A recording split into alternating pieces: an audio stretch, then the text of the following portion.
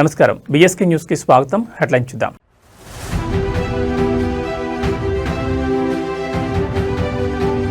ఈటికాపుర సంక్రాంతి మహోత్సవాల్లో ఉత్సాహం, పాల్గొన్న deputy CM Pawan Kalyan.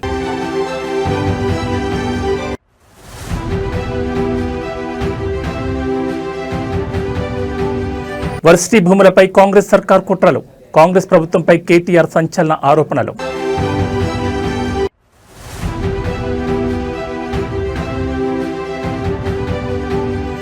SLBC plan B అమలుకు సన్నాహాలు, మన్నేవారిపల్లి అవుట్లెట్ నుంచి టీబీఎం తొలగింపు.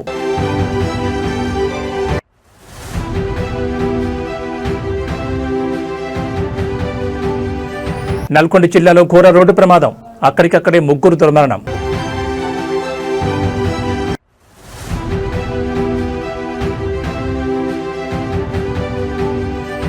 శ్రీవారి మెట్టు మార్గంలో చిరుత సంచారం, నడక మార్గాన్ని తాత్కాలికంగా మూసేసిన టీటీడీ.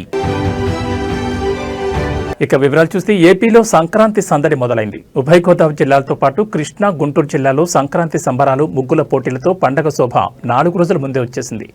వీధుల్లో హరిదాసుల సందడి, రంగవల్లుల్లో గొబ్బెమ్మలు, ఆరుబయట పిండి వంటలు, చుట్టాల కబుర్లు, బంతి భోజనాలు, కోడిపందాలతో పండగ హడావిడి మొదలైంది. డిప్యూటీ సీఎం పవన్ కళ్యాణ్ సొంత నియోజకవర్గమైన పిఠాపురంలో పీఠికాపుర సంక్రాంతి మహోత్సవ వేడుకలను ఆయన ప్రారంభించారు. ఈ సందర్భంగా చిన్నారులకు భోగి పండ్లను పోసి ఆశీర్వదించారు. అనంతరం రాష్ట్ర పర్యాటక శాఖ ఆధ్వర్యంలో హస్తకళలు, చేనేత కళల గొప్పతనాన్ని చాటి చెప్పేలా ఏర్పాటు చేసిన స్టాళ్లను ఆయన పరిశీలించారు. ప్రధానమంత్రి మాతృవందన యోజన కింద గర్భిణీ స్త్రీలకు ప్రభుత్వం తరపున సారిని అందించి ఆశీర్వదించారు. వారికి పోషకాహార కిట్లను అందజేశారు. అనంతరం సంక్రాంతి మహోత్సవాల్లో పవన్ కళ్యాణ్ ఉత్సాహంగా పాల్గొన్నారు. అక్కడి కళాకారులతో కలిసి సరదాగా డాన్స్ చేయగా పవన్ స్టెప్పులకు అభిమానులు కేరింతలు కొట్టారు. ఆవిష్కరణ మహోత్సవ వేడుకలకు మరి ఈ వేదిక సిద్ధంగా ఉంది.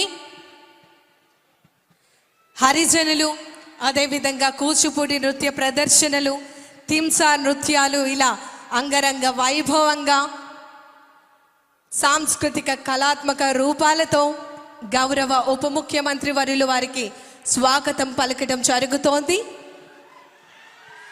గట్టిగా చప్పట్లతో కళాకారులతో వారు కూడా నేరుగా పాల్గొని సాంస్కృతిక కార్యక్రమాలతో వారు అందరూ కూడా వారిని ఎంతగానో ఎంకరేజ్ చేస్తున్నటువంటి సందర్భం మనం చూస్తున్నాం. తింసా నృత్యం మన అందరికీ తెలుసు. యూనివర్సిటీ భూములపై కాంగ్రెస్ ప్రభుత్వ వ్యవహారాన్ని బీఆర్ఎస్ వర్కింగ్ ప్రెసిడెంట్ కేటీఆర్ తీవ్రంగా ఖండించారు. హైదరాబాద్లోని నందినగర్ నివాసంలో కేటీఆర్తో మౌలానా ఆజాద్ నేషనల్ ఉర్దూ యూనివర్సిటీ విద్యార్థులు సమావేశమయ్యారు. యూనివర్సిటీకి చెందిన 50 ఎకరాల భూమిపై కాంగ్రెస్ ప్రభుత్వం చేస్తున్న కుట్రలపై చర్చించారు. అనంతరం కేటీఆర్ మీడియాతో మాట్లాడుతూ ఉర్దూ యూనివర్సిటీని నిర్వీర్యం చేసే కుట్రలను విద్యార్థులు వివరించారని తెలిపారు. ఓఆర్ఆర్ కోసం మౌలానా ఆజాద్ నేషనల్ ఉర్దూ యూనివర్సిటీ గతంలో 32 ఎకరాలు ఇచ్చిందని కేటీఆర్ తెలిపారు. కాజాగూడ లింక్ రోడ్ కోసం మరో 7 ఎకరాల భూమి ఇచ్చారని పేర్కొన్నారు. ఇప్పుడు మళ్లీ 50 ఎకరాల భూమిపై రేవంత్ సర్కార్ కుట్రలు చేస్తోందని ఆరోపించారు. ప్రస్తుతం రాష్ట్రం రియల్ ఎస్టేట్ బ్రోకర్ చేతిలో ఉందని అన్నారు. అగ్రికల్చర్ యూనివర్సిటీ, హెచ్సియు భూములపై రేవంత్ కుట్రలు చేస్తారని మండిపడ్డారు. హెచ్సియులో 10,000 కోట్ల కుంభకోణం జరిగితే కేంద్రం ఎందుకు స్పందించడం లేదని ప్రశ్నించారు. యూనివర్సిటీ భూములపై రేవంత్ సర్కార్ విరుచుకుపడుతోందని కేటీఆర్ విమర్శించారు. రాజ్యాంగాన్ని చేతిలో పట్టుకుని రాహుల్ గాంధీ చేస్తుంది ఇదేనా అని ప్రశ్నించారు. మైనార్టీలపై ప్రేమ అంటే ఇదేనా అని నిలదీశారు. 2 లక్షల ఉద్యోగాలు ఏమయ్యాయని కాంగ్రెస్ అగ్రనేత రాహుల్ గాంధీని ప్రశ్నించారు. మళ్ళీ తిరిగి 2-2.5 ఏళ్లలో కేసీఆర్ గారి ప్రభుత్వం వస్తుంది. వచ్చిన తర్వాత ఇదే యూనివర్సిటీలో ఆ ల్యాండ్ లోనే ఎక్స్పాన్షన్ కి కావాల్సిన డబ్బులు కూడా అవసరమైతే స్టేట్ గవర్నమెంట్ నుంచి మేమిచ్చి మీకు అండగా నిలబడతాం. Future expansion also we will take responsibility if the central government does not act. We will add infrastructure, we will come back and we'll stand by the students. And in this fight, they are meeting every political party, they are meeting every political leader. I wish them the best. We are with you. We'll raise our voice in all forums. We'll raise our voice in Rajya Sabha where we have representation. We'll also come with you to Delhi if need be. Delhi भी आएंगे और union government से भी सवाल करेंगे कि क्यों कर रहे हो आप ये लोग ये सब. तो इसलिए मैं आपसे कहना चाहता हूं, మీడియా కూడా నేను ధన్యవాదాలు చెప్తాను. ఎందుకంటే మీరు అందరూ కూడా ఇష్యూని సపోర్ట్ చేస్తా ఉన్నారు. సెంట్రల్ యూనివర్సిటీలో ఎట్లా అయితే ఈ ప్రభుత్వం భూములను గుంజుకునే ప్రయత్నం చేసిందో ఇక్కడ మౌలానా ఆజాద్ యూనివర్సిటీలో కూడా అదే రకంగా భూములను లాక్కునే ప్రయత్నం చేస్తున్నది. మరి నిన్న ఏం జరిగింది? నిన్న రాత్రి 2 ఏళ్లు గడిచిపోయింది, 25 నెలలు దాటిపోయింది. ఇంతవరకు 10,000 ఉద్యోగాలు కూడా ఇవ్వలేదు. మీరు ఏమైనా నీ 2 లక్షల ఉద్యోగాలు అని చెప్పి పిల్లలు రోడ్డెక్కితే వాళ్ళని ఇష్టం వచ్చినట్టు గొడ్లను కొట్టినట్టు కొట్టి వాళ్ళని 7 పోలీస్ స్టేషన్లో నిన్న ఈ దిక్కుమాలిన ప్రభుత్వం వారిని నిర్బంధించింది. ఈ రోజు కూడా ఉదయం నుంచి మళ్లీ అరెస్టుల మీద అరెస్టులు చేస్తా ఉన్నారు. ఎందుకు? ముఖ్యమంత్రి గారు అక్కడేదో బట్టల షాప్ ఓపెనింగ్ కోతున్నట్ట, దానికోసం ఆ రోడ్ ఎంబడబోతుంటే ఎక్కడ ముఖ్యమంత్రికి అడ్డం వచ్చి నోటిఫికేషన్ లేవి అని నిలదీస్తారు, ముఖ్యమంత్రిని దిగ్బంధం చేస్తారన్న భయంతో ఇలా పోలీసులను అడ్డం పెట్టుకుని ఒకటి మనం చూస్తూ ఉంటాం. సినిమాల్లో, టీవీల్లో సీరియల్ కిల్లర్లను చూస్తుంటాం. అట్లాగే ఈ కాంగ్రెస్ ప్రభుత్వం ఎట్లా ఉందంటే సీరియల్ స్నాచర్ వీళ్ళు. ఇది మొదటిది కాదు, ప్రభుత్వ భూమి వీళ్ళు లాక్కునే ప్రయత్నం చేస్తున్నది. మీకు గుర్తుండాలి, ప్రొఫెసర్ జయశంకర్ గారి పేరు మీద ఉన్న వ్యవసాయ విశ్వవిద్యాలయం నుంచి 100 ఎకరాల స్థలాన్ని తీసుకున్నారు. అక్కడ విద్యార్థులు మొత్తం పోరాటం చేసినా, ఆందోళన చేసినా వారి ఉద్యమాన్ని అణిచివేసి 100 ఎకరాలు తీసుకుని అక్కడ హైకోర్టు కడతామని చెప్పి ప్రభుత్వం వారు ఆనాడు కూడా స్వాధీనం చేసుకున్నారు. రాష్ట్రంలో ఎక్కడా భూమి లేదన్నట్టు విశ్వవిద్యాలయం మీద పడి ఆ ల్యాండ్ గుంజుకున్నారు. ఆ తర్వాత హైదరాబాద్ సెంట్రల్ యూనివర్సిటీలో కూడా ఇదే రకమైన రియల్ ఎస్టేట్ దందా, ఇదే రకమైన రియల్ ఎస్టేట్ వ్యాపారం అక్కడ కూడా చేసే ప్రయత్నం చేసి 400 ఎకరాలు అక్కడ మరి యూనివర్సిటీ భూమిని కూడా తీసుకునే ప్రయత్నం చేస్తే చివరికి సుప్రీంకోర్టు చీఫ్ జస్టిస్ ఆయన స్వయంగా బీఆర్ గవాయి గారు, ఆయన గ్రీన్ బెంచ్ కూడా ఆయనే చూస్తారు కాబట్టి సువమోటోగా ఆయన తీసుకొని ఆదేశాలు ఇచ్చేదాకా వీళ్ళు ఇక్కడ రాష్ట్ర ప్రభుత్వం పట్టించుకోలేదు, కేంద్ర ప్రభుత్వం కూడా పట్టించుకోలేదు. సెంట్రల్ యూనివర్సిటీ భూమి అయినప్పటికీ కేంద్రము స్పందించలేదు. ఇక్కడ రాష్ట్రం అయితే ఒక రియల్ ఎస్టేట్ బ్రోకర్ చేతిలో ఉంది కాబట్టి రాష్ట్రం ఎట్లాగూ వాళ్లే హరాస్మెంట్ చేస్తున్నారు కాబట్టి వాళ్ళు స్వయంగా పట్టించుకోలేదు. కానీ సుప్రీంకోర్టు ఇన్వాల్వ్ అయిన తర్వాత నిజంగా ఒక బాధాకరమైన సంఘటన జరిగింది. సుప్రీంకోర్టు ఇన్వాల్వ్ అయ్యి ఒక సెంట్రల్ ఎంపవర్డ్ కమిటీని వేసిన తర్వాత ఆ కమిటీ చెప్పింది స్పష్టంగా 10,000 కోట్ల కుంభకోణం. అశోక్ నగర్ లో సినిమా థియేటర్ ప్రారంభోత్సవానికి వెళ్తున్న ముఖ్యమంత్రి రేవంత్ రెడ్డిపై మాజీ మంత్రి హరీష్ రావు తీవ్రస్థాయిలో విమర్శలు గుప్పించారు. వినోద కార్యక్రమాలకు వెళ్తున్న ముఖ్యమంత్రికి అదే ప్రాంతంలో ఉన్న నిరుద్యోగుల ఆవేదన వినిపించడం లేదని ఆయన ప్రశ్నించారు. హరీష్ రావు రేవంత్ రెడ్డికి సూటుగా సవాల్ విసిరారు. ఎన్నికల సమయంలో ఇదే అశోక్ నగర్ కు రాహుల్ గాంధీతో కలిసి వచ్చి అధికారంలోకి వచ్చిన మొదటి ఏడాదిలోనే 2 లక్షల ఉద్యోగాలు ఇస్తామని హామీ ఇచ్చారు. ఇప్పుడు అదే అశోక్ నగర్ కు వస్తూ నిరుద్యోగులను కలిసే ధైర్యం మీకుందా అని నిలదీశారు. థియేటర్ పక్కనే ఉన్న సెంట్రల్ లైబ్రరీకి వెళ్లి అక్కడ ఉద్యోగాల కోసం వేచి చూస్తున్న నిరుద్యోగుల పరిస్థితిని చూడాలని రేవంత్ రెడ్డి సూచించారు. అసెంబ్లీలో మంత్రి శ్రీధర్ బాబు అందరికీ ప్రభుత్వ ఉద్యోగాలు ఇవ్వలేమని చెప్పడం నిరుద్యోగులను వంచడమేనన్నారు. బట్టి విక్రమార్క ప్రకటించిన జాబ్ క్యాలెండర్ ఒక జాబ్లెస్ క్యాలెండర్ గా మిగిలిపోయిందని ఎద్దేవా చేశారు. ఇవాళ రేవంత్ రెడ్డి గారు ఒక సినిమా థియేటర్ ఓపెనింగ్ పోతున్నారు. పోనీ మంచిదే, సినిమా టాకీస్ ఎవరు అశోక్ నగర్ లో పిలిచిందట, ఇబ్బంది కత్తిరించినందుకు అశోక్ నగర్ కు పోతున్నారు cinema talkies inauguration. Revanth Reddy మరి పోతున్నావు అశోక్ నగర్ కానీ మరి ఎలక్షన్ల ముందు అదే అశోక్ నగర్ లో సెంట్రల్ లైబ్రరీకి పోయినావు, యాదుకుందా? నువ్వు రాహుల్ గాంధీ కలిసి అశోక్ నగర్ లో ఆ సినిమా టాకీస్ పక్కకే సెంట్రల్ లైబ్రరీ ఉంటుంది. అక్కడ మెట్ల మీద కూర్చొని బిడ్డ మాకు గవర్నమెంట్ వచ్చేటట్టు చేయి, మా గవర్నమెంట్ వస్తే కాంగ్రెస్ ప్రభుత్వం రాగానే 2 లక్షల ఉద్యోగాలు ఒకటే ఏడాది ఇస్తా అని మాట ఇచ్చేచ్చినావు. మరొక్కసారి పోయిరారా అందాక సినిమా టాకీస్ రిబ్బన్ కత్తిరించినాక ఒక్కసారి అశోక్ నగర్ సెంట్రల్ లైబ్రరీకి పోయిరారాదు? పోయి ఏం చేసినావో, వాళ్ళకి ఇచ్చిన మాట ఏందో ఒక్కసారి మాట్లాడు. నిన్న దిల్సుఖ్ నగర్ లో పిల్లలంతా రోడ్ల మీదకి వచ్చి ధర్నా చేసాం. ఎన్నికల ముందు కాంగ్రెస్ వాళ్ళేమో 2 లక్షల ఉద్యోగాలు ఏడాది ఇస్తాం, గవర్నమెంట్ ఉద్యోగాలు ఇస్తామన్నారు. నిన్న అసెంబ్లీలో మంత్రి శ్రీధర్ బాబు గారు చెప్తున్నారు, గవర్నమెంట్ ఉద్యోగాలు ఏడుంటాయి బై, ప్రైవేట్ లో నౌకరు చేసుకోపోయి అందరి గవర్నమెంట్ ఉద్యోగాలు ఇచ్చి సాధ్యమవుతుందా? ఇది కాదు అని చేతులు ఎత్తేసాడు. బట్టి విక్రమార్క గారేమో జాబ్ క్యాలెండర్ పెట్టి జాబ్లెస్ క్యాలెండర్ చేసేసిండు దాన్ని. మరి ఇప్పుడు అశోక్ నగర్ కు రేవంత్ రెడ్డి గారు సినిమా టాకీస్ ఇనాగ్రేషన్ పోతే 1000 మంది పోలీసు వాళ్ళని పెట్టిరట. ఏదైనా సందులకెళ్ళి పొలాలు అత్తారేమో అడుగుతారేమో అని 1000 మంది పోలీసు వాళ్ళని పెట్టుకుని సినిమా టాకీస్ ఇనాగ్రేషన్ పోతుండే. ఇప్పుడు నిన్న మొన్న దిల్సుఖ్ నగర్ లో పిల్లలు పాపం ఏమైనాయి మా 2 లక్షల ఉద్యోగాలు, ఏమైంది మా జాబ్ క్యాలెండర్ అని అడిగితే వాళ్ళ ఈపులన్నీ వాయగొట్టేసి బూతులు. సంగారెడ్డి జిల్లా కొల్లూరులో 9 ఎకరాలకు పైగా భూమిని కబ్జా చేసేందుకు యత్నించారు కొందరు వ్యక్తులు. రాత్రికి రాత్రే 200 మందికి పైగా దుండగులు ప్రైవేట్ భూమి వద్దకు చేరుకున్నారు. కంటైనర్, నేమ్ బోట్లు, రేలింగ్ పైపులతో డీసీఎం, ట్రాలీ, ఆటోలు అర్ధరాత్రి వేళ వచ్చి హల్చల్ చేశారు. జేసీబీల సహాయంతో ప్రహారీ గోడలు తొలగించి రేలింగ్ పైపులను పాతిన వైనం కనిపిస్తోంది. దుండగులు సెక్యూరిటీ గార్డులను కిడ్నాప్ చేసి నార్సింగ్ వద్ద వదిలేసి వచ్చారు. మరో వాచ్మెన్ దంపతులపై దాడి చేసి చంపుతామని బెదిరింపులకు పాల్పడ్డారు. జి మాధవి వైఫ్ ఆఫ్ భగవంతరెడ్డికి చెందిన సర్వే నెంబర్ 192/9లోని 5.12 గుంటల భూమి, చెదలవాడ శ్రీనివాస్ చెందిన 4 ఎకరాల భూమి ఉన్నట్లు అధికారులు గుర్తించారు. వదిలిపెట్టిన సెక్యూరిటీ గార్డుల ద్వారా సమాచారం అందుకున్న సూపర్వైజర్ పోలీసులకు సమాచారం ఇవ్వడంతో కొల్లూరు పోలీసులు ఘటనా స్థలానికి చేరుకున్నారు. రాత్రి దాదాపు 20 మంది మహిళలు, 12 మంది పురుషులను అదుపులోకి తీసుకున్నట్లు కొల్లూరు పోలీసులు తెలిపారు.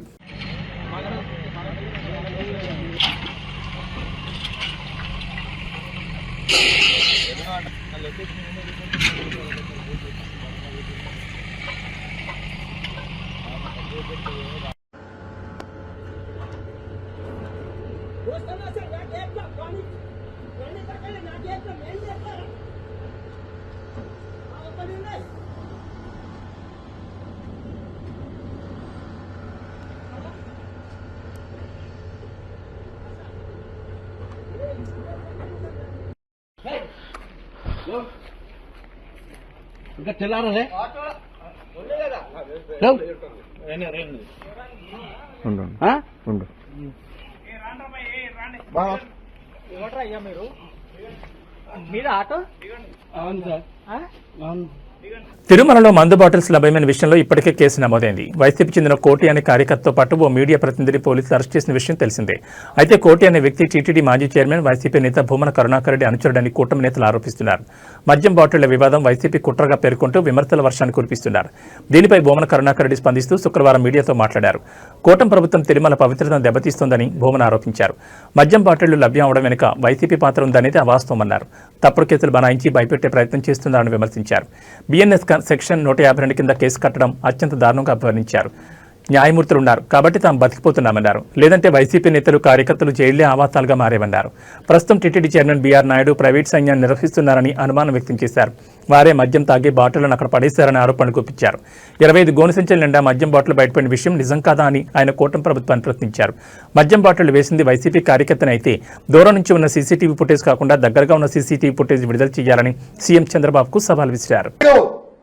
నిజంగా నీవు భక్తి పరుడువే అయితే నిరంతరం కరుణాకర్ రెడ్డి భక్తి పరుడు కాదని మాట్లాడుతున్నావే, ఛాలెంజ్ విసురుతున్నా. ఆ మొత్తం సీసీ ఫుటేజ్ ని బయట పెట్టండి. ఒకవేళ నువ్వు అన్నట్టుగానే కోటి చేశాడు అన్నది మరి ఏమైంది మీ భద్రతా వ్యవస్థ? కింద అంత పెద్ద ఎత్తున టాస్క్ ఫోర్స్ అంతా ఉంటుంది కదా, చెక్ పోస్ట్ ఉంది కదా, ఎలా వెళ్ళినాయి? మా వాళ్ళు తీసుకుపోతూ ఉంటే ఎందుకు పట్టుకోలేకపోయినామైనటువంటి సమస్యలు వస్తున్నాయి కొండ మీద. ఏదో నేను చేశానని బీఆర్ నాయుడు అంటున్నాడు. బీఆర్ నాయుడు, నేను చెప్తున్నా, నీ ప్రైవేటు సైన్యం, నీ దళారీ సేన తాగి పారేసి ఉండవచ్చు. నీకెక్కడ భక్తి ఉంది? నువ్వు నీ అరాచకాలకు అంతెక్కడుంది? ఎలా వచ్చాయి నీకు ఇన్ని వేల లక్షల? తిరుమల శ్రీవారి మెట్టు నడక మార్గంలో మరోసారి చిరుత సంచారం కలకలం రేపింది. ఈ మార్గంలో 400 మెట్టు సమీపంలో చిరుత సంచరిస్తున్నట్లు కొందరు భక్తులు గుర్తించి వెంటనే టీటీడీ అధికారులకు సమాచారం అందించారు. దీంతో భద్రతా సిబ్బంది హుటాహుటిన ఆ ప్రాంతానికి చేరుకుని పరిస్థితిని సమీక్షించారు. భక్తుల భద్రతను దృష్టిలో ఉంచుకుని టీటీడీ అధికారులు శుక్రవారం ఉదయం శ్రీవారి మెట్టు మార్గంలో రాకపోకలను తాత్కాలికంగా నిలిపివేశారు. మార్గం మొత్తం విస్తృతంగా తనిఖీలు చేపట్టి చిరుత కదలిక లేవని నిర్ధారించుకున్న తర్వాత భక్తులను తిరిగి అనుమతించారు. ఈ నేపథ్యంలో భక్తులు అప్రమత్తంగా ఉండాలని, ఒంటరిగా కాకుండా గుంపులుగా ప్రయాణించాలని అధికారులు సూచించారు. పరిస్థితిని నిరంతరం పర్యవేక్షిస్తున్నామని, భక్తులు భయపడాల్సిన అవసరం లేదని భరోసా ఇచ్చారు. గత కొంతకాలంగా అలిపిరి శ్రీవారి మెట్టు మార్గంలో చిరుతలు, ఎలుగుబంట్ల సంచారం తరచుగా నమోదవుతుండటంతో భక్తులు ఆందోళన చెందుతున్నారు. ఇప్పటికే టీటీడీ ఆయా ప్రాంతాల్లో సీసీ కెమెరాలతో నిఘాను పటిష్టం చేసింది. రాత్రి వేళల్లో భక్తులను గుంపులుగా అనుమతించడం, అటవీ ప్రాంతాల్లో ఆహార పదార్థాలు పడేయొద్దని సూచించడం వంటి జాగ్రత్తలు తీసుకుంటున్న విషయం తెలిసిందే.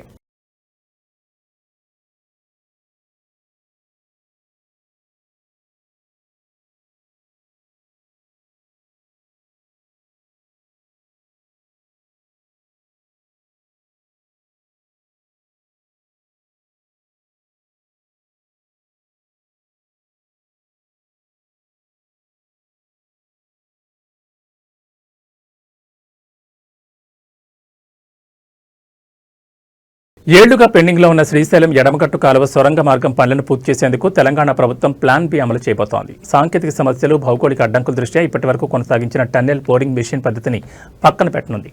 సొరంగం తవ్వకంలో ఎదురవుతున్న అవాంతరాలను అధిగమించేందుకు ఇకపై డ్రిల్లింగ్ అండ్ బ్లాస్టింగ్ పద్ధతిని అనుసరించాలని అధికారులు ప్రభుత్వానికి విన్నవించారు. ఈ మేరకు ఇప్పటికే మన్నేవారిపల్లి అవుట్లెట్ వైపు ఉన్న భారీ టన్నెల్ బోరింగ్ మెషిన్ తొలగించే ప్రక్రియను కూడా విజయవంతంగా పూర్తి చేశారు.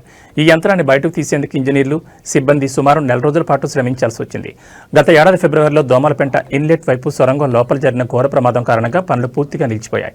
ఆ సమయంలో యంత్రాలు ఇరుక్కుపోవడం, భౌగోళికంగా రాళ్ల స్వభావం అనుకూలించకపోవడంతో ప్రాజెక్టు భవిష్యత్ ప్రశ్నార్థకంగా మారింది. 2 వైపులా పనులు ఆగిపోవడంతో ప్రభుత్వం ప్రత్యామ్నాయ మార్గాలపై దృష్టి సారించింది.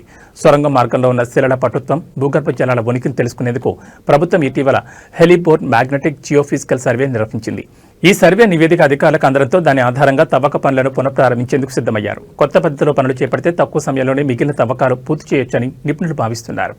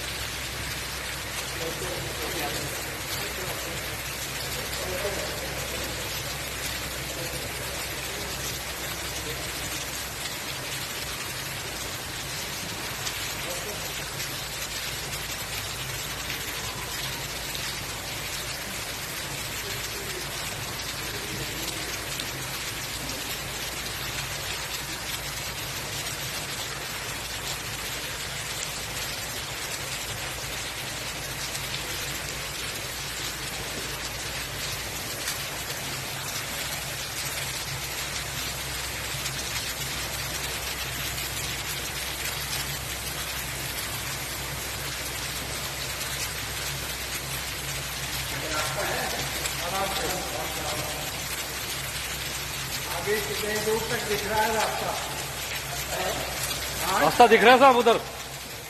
ओके, दिख रहा बोल रहे। 100 मीटर 150 मीटर होगा।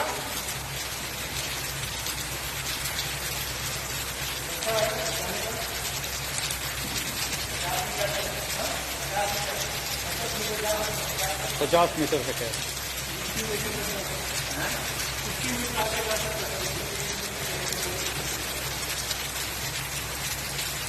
कोई दिख रहा है सर? अच्छा,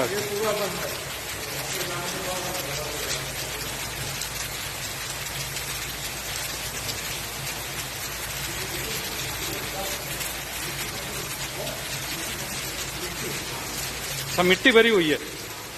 ओके, हाँ।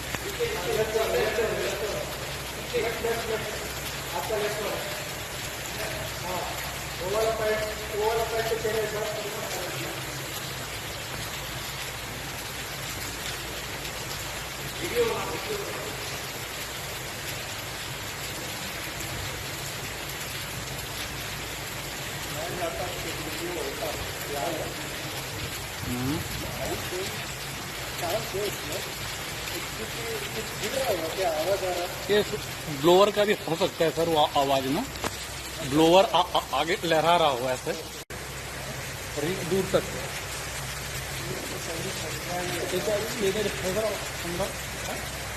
13,500 में पंप स्टेशन 5 है ना ये। 13,500 और आवाजें आ रही है।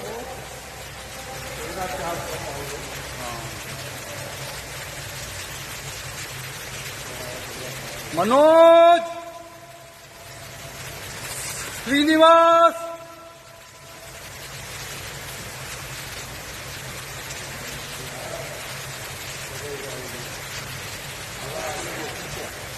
नहीं सर, बेल्ट डैमेज है इसके बाद में, बेल्ट डैमेज है ना इसके बाद।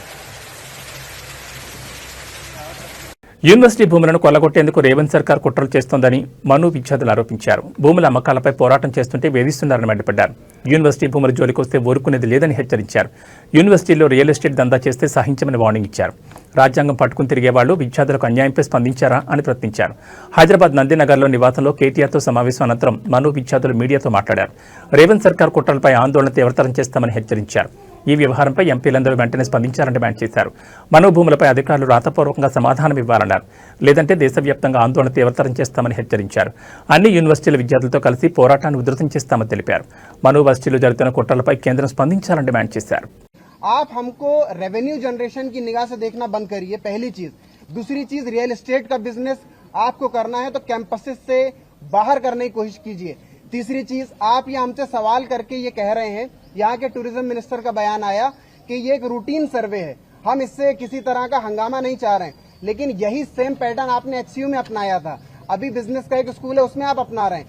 कहने का मतलब ये है कि तेलंगाना की बुनियाद जिस शर्त पर हुई थी और जिन कुर्बानियों के बाद ये तेलंगाना बना था, वो ये कतई नहीं था कि आप जो हैं इस हिंदुस्तान को जबानों की बुनियाद पर भी बांटेंगे, रियल एस्टेट की नजरों से भी बांटेंगे, रेवेन्यू जनरेट नहीं हो रहा तो उस बुनियाद पर भी बांटेंगे।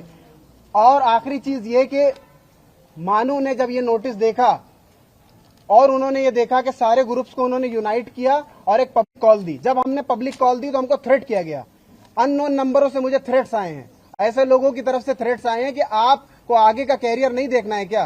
आप पीएचडी के बाद कुछ नहीं करना चाहते हैं क्या? हमें मालूम है आप कहाँ रहते हैं।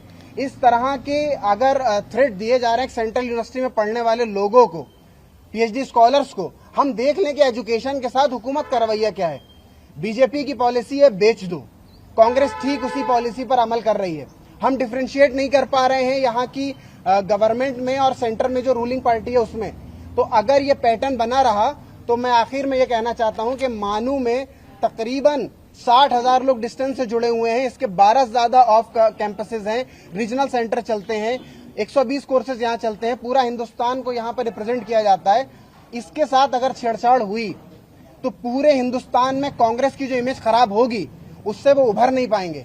दूसरी चीज, उर्दू की दुहाई देने वाले, मोहब्बत की दुकान खोलने वाले, अल्पसंख्यकों के रक्षक बताने वाले, खुद को हाथ में संविधान लेकर के न्याय यात्रा निकालने वाले और यहाँ के लोगों से जॉब का वादा करने वाले लोग आज के हथियार रहे हैं एजुकेशनल इंस्टीट्यूशन को, और उनके पास कोई वजह नहीं बची है। तो हम हमेशा से कहते ही आए हैं और कहते रहेंगे कि हमारी नजर में वो सरकार अच्छी है जो इश्यूज पर बात करेगी, కామన్ కాజ్। రోడ్డు ప్రమాదంలో ముగ్గురు దుర్మరణం పాలైన విషాద ఘటన నల్గొండ జిల్లా మిర్యాలగూడ బైపాస్ వద్ద ఇవాళ తెల్లవారుజాము చోటు చేసుకుంది. వివరాల్లోకి వెళ్తే బైపాస్ మలుపు వద్ద సిమెంట్ ట్యాంకర్ టర్న్ అవుతుండగా హైదరాబాద్ నుంచి గుంటూరుకు టైల్స్ లోడ్తో వెళ్తున్న డీసీఎం బలంగా ఢీకొట్టింది. ఈ దుర్ఘటనలో డీసీఎంలో ఉన్న టైల్స్ అన్ని అందులో ఉన్న కూలీలపై పడడంతో ముగ్గురు కూలీలు అక్కడికక్కడే ప్రాణాలు విడిచారు. మరో ముగ్గురికి కూడా తీవ్రంగా గాయాలయ్యాయి. స్థానికుల సమాచారం మేరకు స్పాట్కు చేరుకున్న పోలీసులు గాయపడిన వారిని చికిత్స నిమిత్తం ఆసుపత్రికి తరలించారు. ఈ మేరకు కేసు నమోదు చేసుకుని దర్యాప్తు చేపడుతున్నారు.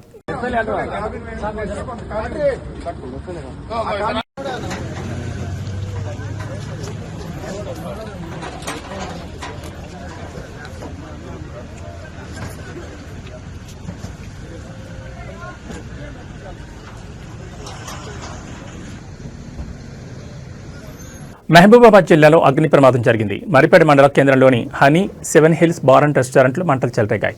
జనవరి 9న ఉదయం తెల్లవారుజామున రెస్టారెంట్లో మంటలు వచ్చాయి. స్థానికుల సమాచారంతో ఘటనా స్థలానికి వచ్చిన ఫైర్ సిబ్బంది మంటలు నార్పేశారు. ప్రమాదంలో 2 2-వీలర్ వెహికల్స్ కూడా దగ్ధమయ్యాయి. రెస్టారెంట్ పూర్తిగా దగ్ధమైంది. దాదాపు 40 లక్షల వరకు ఆస్తి నష్టం వాటిల్లినట్టు తెలుస్తోంది. విద్యుత్ షార్ట్ సర్క్యూట్తో ప్రమాదం జరిగినట్టు తెలుస్తోంది. కేసు నమోదు చేసుకుని దర్యాప్తు చేస్తున్నారు పోలీసులు.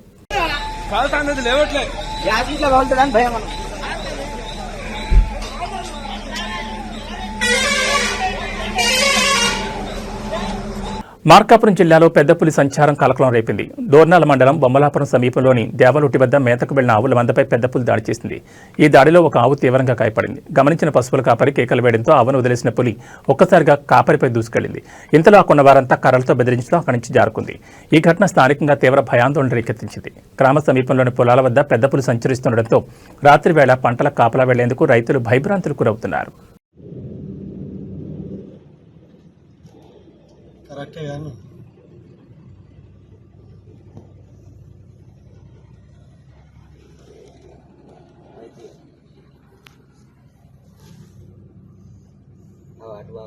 అటు వెళ్తాందా బాబు, రోడ్డు పక్కల పుంటే ఉన్నది కాదే, లోపలి పోతలేదు కదా.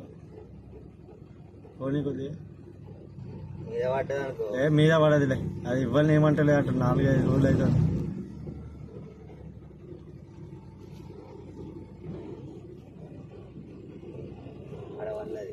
ఉన్నదా?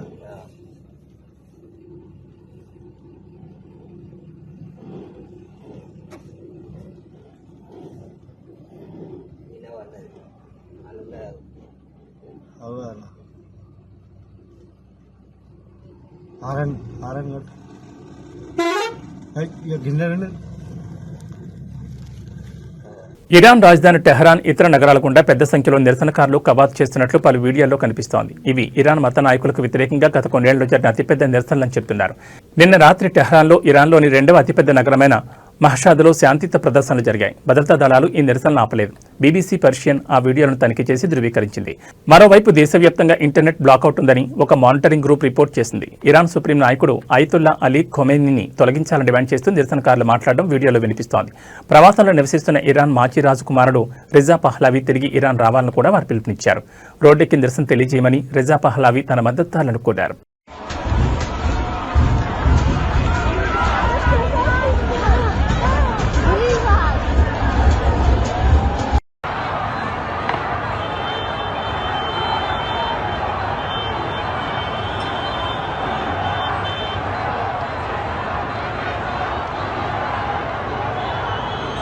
ఇవి ఈ బులెటిన్ విశేషాలు. మరో బులెటిన్లో మళ్ళీ కలుసుకుందాం. నమస్కారం.